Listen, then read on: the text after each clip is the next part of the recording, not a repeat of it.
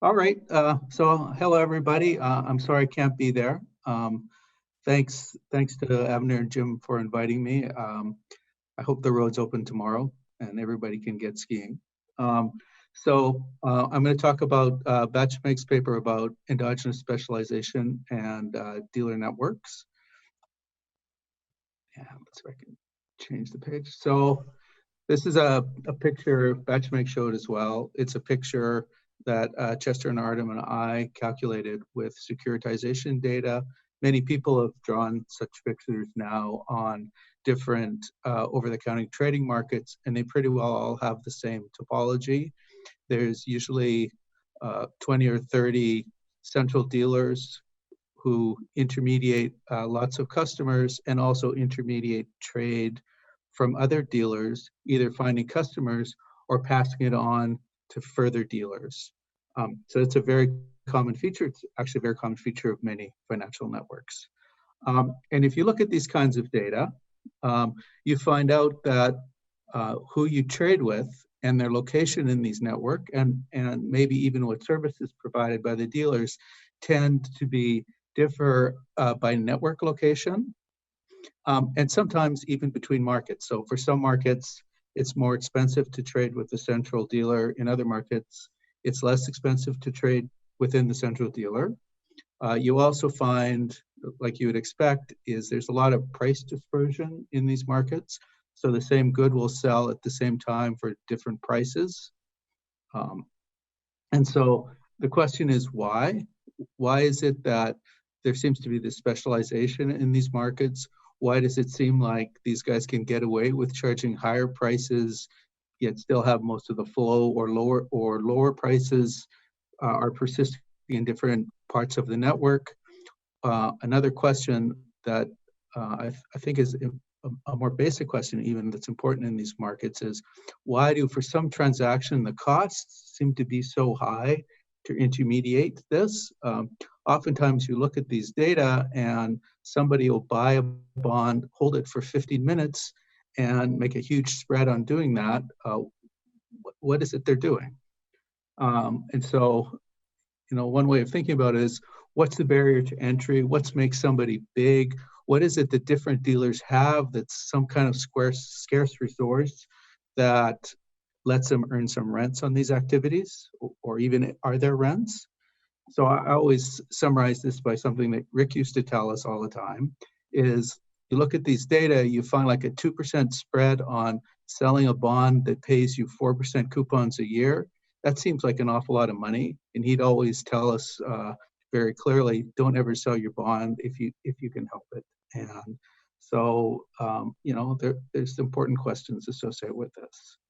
So there is a literature that tries to explain some of these things. I'm not going to put all the papers on the slide, but I will just make some points. So the early work just basically argued that some dealers had more bargaining power and they had clients that were captured and they were able to make more money because of that. Some customers had different bargaining power, so that gave you some heterogeneity. Then, of course, that takes a lot of stuff as given. So people wondered what could be causing that. So the search model people came in and started thinking about different kinds of search models. And I would say the most recent ones often use the assumption that different dealers, maybe different clients, have different contact speeds. And of course, in any kind of dynamic programming world, if you have different contact speeds, you'll have different reservation values. And so that'll show up as endogenous spreads. And of course, the people with higher contact speeds will be the people that will get most of the flow, so they'll look like the central people. So I just put some of the more recent papers that try to do that. There's also a small literature that tries to look at what are the clients doing and how are they searching in these markets. So the paper I put on here is a recent paper by Dan Lee, Dimitri Livdown, Terry Hendershot, and Norman, and they basically point out there seems to be some heterogeneity in how customers search for their clients. Now, a lot of these papers, they don't really offer very satisfactory explanations of why things are working they do, and what is it that's keeping some people making a lot of money in these markets, and what is it that's keeping some people as central. So that's where Batchmak's paper comes in. she's actually interested in asking the question of if all the dealers were the same, could you still get some kind of concentration? And if you did, what would the transactions prices, what would the market structure look like? Who would be making the most money? Would it work the way it did in the data? And if that was true, how should we think about regulating this system? There's a few statements about that. So she builds a model where the network structure is endogenous, and the driver is now we're going to actually allow customers to make some choices, and dealers are going to make some choices. And it's going to be the equilibrium interaction between what the customers choose and what the dealers choose that drives this network structure. And I think also importantly in the model is there are some scope for competition. Dealers they do have some market power, but there's a little bit of competition going on here, and clients are marginal in terms of their decision-making between dealers, and that drives some of the shape. And what's, I think, interesting about the paper is she actually does manage to come up with assumptions that give us a core periphery structure and some endogenous network. So what I mean by that is there's endogenous network flows, there's endogenous prices, and it has some ring of plausibility. So what I want to do with my rest of my time is just sort of sketch out what's going on in the model in a really like simplistic version of it, and then just make some comments and some questions I had about how this thing was working. Okay, so it's going to be a model where there's customers entering into the market. These customers are heterogeneous, and what they're heterogeneous about is how much liquidity they're going to need. And so that's captured. I'm going to do an example with two types. That's captured by some customers are really patient, and the patient people have less chance of needing to sell. And if they're waiting to buy, there's less chance that they will have to just leave for exogenous reasons before they buy. So those guys can take waiting a little bit more. And the way the customers trade is they enter into the market, and then they get to decide what dealer they want to buy from. So they come wanting to buy. And so that's where the competition is showing up, because they get to choose the dealers, but they need to choose through dealers. And then once you choose through the dealer, you're one of the dealer's clients and you're stuck. So you come in, you decide you want to buy a bond. I decide, I guess I'm going to transact with Chester, and no matter what happens in the future, I've got to sell the bond through Chester. That's the assumption. But when you do make your choice about who you want to trade with, you have rational expectations. So you can anticipate what pricing Chester is going to give me, how long Chester is going to take to sell me the bond in the first place, how long Chester is going to take to find me somebody to sell the bond to myself when I decide I want to leave the market. Okay, so everybody has choices, and these choices drive the structure. Okay, and so how do the dealers work?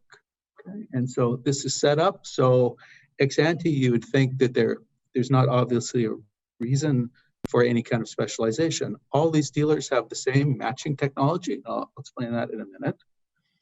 All dealers are connected to each other, and what that means is all dealers have access to the other dealers' clients. And what the dealers do is they simply match buyers and sellers. So if I come in wanting to buy the asset and I decide to make Chester my dealer, I tell Chester, okay, I want to buy this bond. Chester says, okay, Burton, I'm going to find a match for you. And then he goes and looks among his clients and tries to find a match. And he has some access to look among the clients of the other dealers to find a match. And this matching takes some time. And conversely, when I decide that I want to sell, I go back to Chester and say, I want to sell my bond.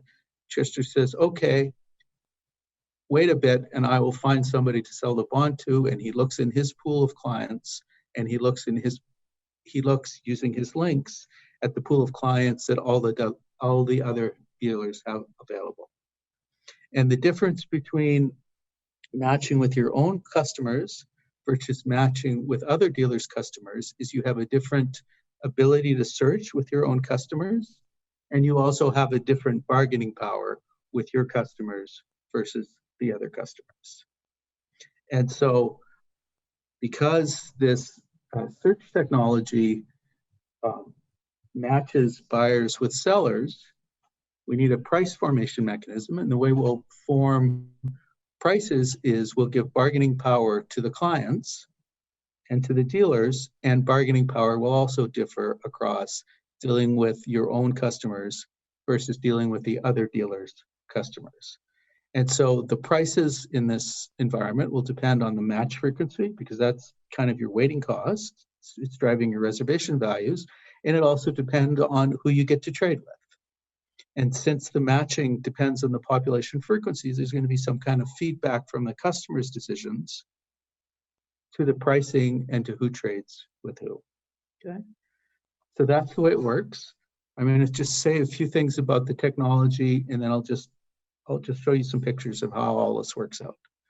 So if I'm a dealer and I match two of my own clients, buyers and sellers, the frequency at which that pair forms is lambda D, so that's lambda for dealers, times basically the mass of those guys that I have access to, and the customer gets fraction ZD, and that's how we set the prices. If you match with other dealers, and you can match with all the other dealers, and you do match with other dealers, there's a different lambda, and there's a different bargaining power. Okay, so what's different about your clients versus other clients is how quickly you can find them and how much you can extract when you do find them. Okay, so that's what's going on. Then, of course, since the customers are making decisions, how many buyers and sellers you have are endogenous objects. It depends on the decisions the customers make. And that's, I think, the very nice new feature that Batchmake has in this model, and how she uses it to get the network structure is kind of interesting. Okay. So to explain how this works, here's like a very stripped down, I don't want to call it example, but a stripped down flow. And so on this slide, this is a market with three dealers, dealer one, dealer two, and dealer three. And the circle, the dark circle represents the dealer, and the light circle around it represents the clients of his own he has access to. So mu B1 is how many buyers the dealer has, so how many people decided to buy. Mu1S is how many people who had already bought from that dealer who've now switched to wanting to sell. So both those depend on the entry decisions of the dealers. And the lambda are the match frequencies and the bargaining powers. Okay. And then the dashed lines I just put in are the links between the different dealers. So dealer one can access dealer two's clients, dealer two can access dealer's three clients, and so on, and there's the speeds. And so what does a potential buyer do in this model? Very simple. So we'll have patient buyers. Patient buyers can decide, well, do I want to go for one, two, or three? And then if they go for one, then they're going to eventually become a seller of one. All their matching is through one or through who one manages to find them in the other deal. Okay. Impatient buyers, same thing. They can go one, two, or three.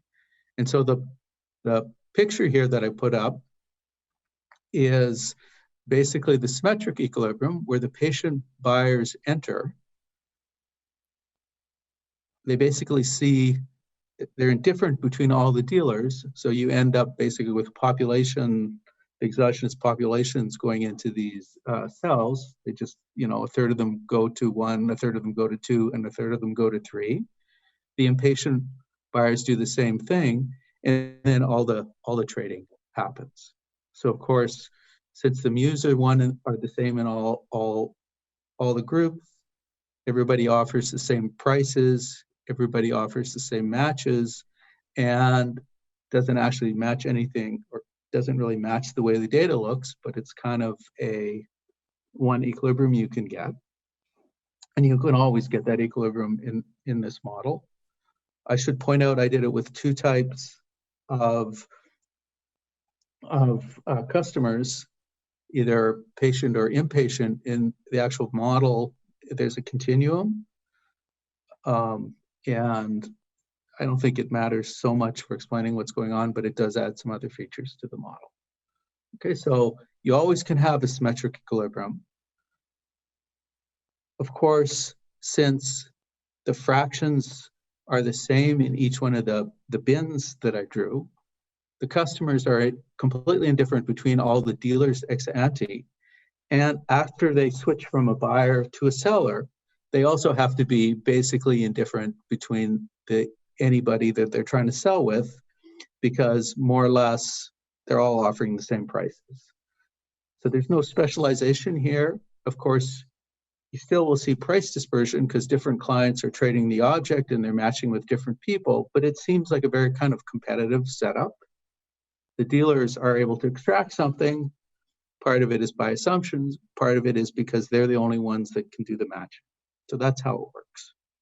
Okay. There's also a core periphery equilibrium, and the condition is that the matching efficiency of dealer-to-dealer trades times the amount of the surplus that goes to the clients is higher if you do dealer-to-dealer trades. I think that's assumption. And here's what that equilibrium looks like. So I've put the periphery guys on the outer edge so it kind of looks like the pictures. The patient buyers go towards the periphery people. And you can see on this plot, the circle of the periphery guys is smaller, so there's less people that are transacting, or there's less population that's in that cell, in those cells.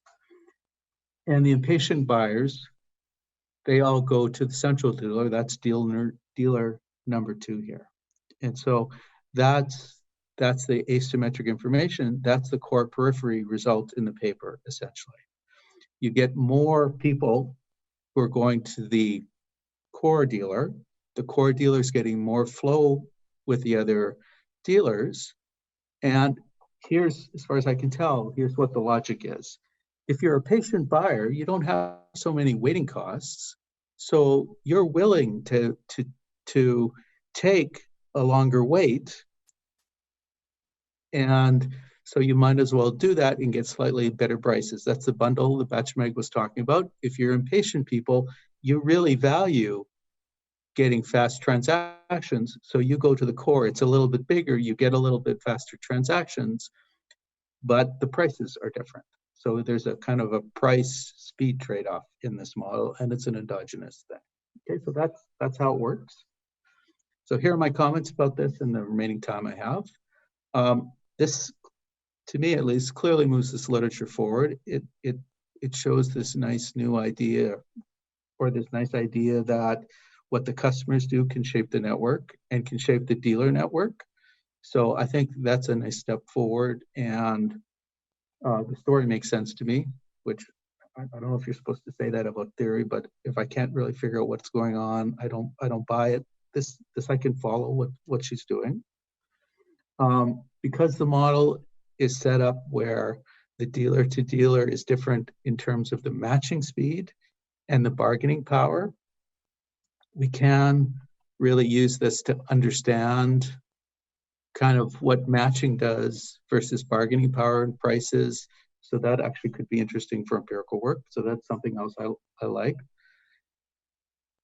One of the features that shows up in these data sets is if you look at the transaction costs in the securitization market that Chester Nard and I looked at, you saw lower spreads in the center and higher spreads in the periphery. In other markets like the corporate bond market and I think the muni market, it goes the other way. And I think this model can generate that. And so it can at least speak to some of the issues in the data. Something that I guess didn't come up in the presentation, but is kind of nice, is because the model, even though it seems complicated, it's sort of simple when I match with somebody, I trade, and then this bargaining power determines how the surplus is split. But because, as far as I can tell, everything is linear here in the payoffs, all that really matters is the efficiency of the matching. And because when you split people, you get more efficient matching, the core periphery network is more efficient from a welfare point of view than the symmetric equilibrium. So what we see in the data, there does seem to be some kind of welfare benefit associated with it, and it's nice that she's worked that out. And the other thing I liked about the paper is there's obviously lots of things going on in reality. Like, I imagine Goldman Sachs probably pays the people who work there more money and probably have more talented people at matching working for Goldman Sachs than working for small brokerage in Pittsburgh or small dealership in Pittsburgh. And that probably is generating some of this. This paper focuses on one channel and it tells you how that works. And you could imagine kind of putting them together. Okay, so those are the things I like. I guess you're supposed to always find things you don't like. So one of the things that seems really strange to me in the paper is it seems like it's more efficient for dealer-to-dealer matches, and the clients get more out of those things. That seems odd to me for a couple reasons. One reason it seems odd is you'd think it would be easier to match your own clients, just intuitively. Secondly, the model assumes that once you're a client, you're sort of stuck with that person. So it does seem like you'd have more ability to extract. So I'm not really sure that the assumption is exactly intuitive to me. There's some discussion over the paper, but it could be, I think it could be fleshed out a little bit more. The other point I would make is when you look at how this seems to happen in practice, you do find when there's longer chains, there's higher spreads. And in this model, if you're a guy who doesn't like liquidity or a guy who's demanding the liquidity, you seem to be happy when you get out to the core, but that seems not to match the way it works in the data. So I would like to understand that better. And I guess the paper does, so the paper needs more discussion of this. I think the other thing that kind of puzzled me about this is this assumption that once I've picked Chester and I'm selling my bond, I really can't like call anybody else. And that seems I understand you need to do it for the model, but that seems kind of strong, and it is something speaking towards the symmetric equilibrium, because I don't think that really matters so much in that equilibrium, because they're all kind of indifferent at that once they've picked. And that's important because I think we know that what you need to do to keep people in the relationship is probably important in the data. So you've sort of built in a lot of kind of scarce resource to the dealer, but maybe you need that. I don't know.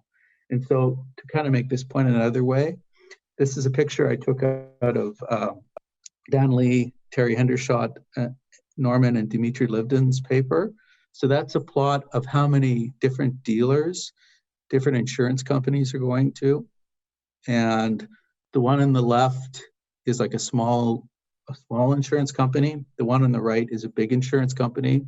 And it's pretty obvious that the big insurance company for its intermediation is really going and dealing with a lot of dealers. But somehow I'm just not sure how important this is to the model, but I think that's important.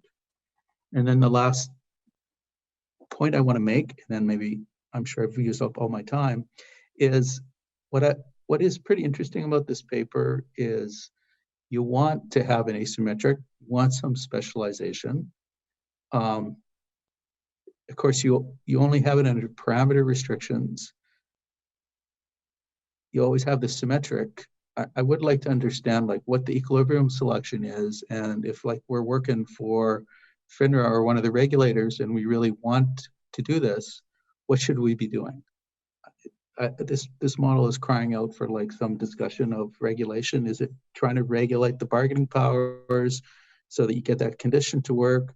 Is it trying to make matching better? I don't know, but I think that that's what you could do with this paper. So this is where I want to stop. I think it is definitely a step forward in this literature. It's a nice paper, but there's more stuff to do with this. So thank you. Thanks for listening.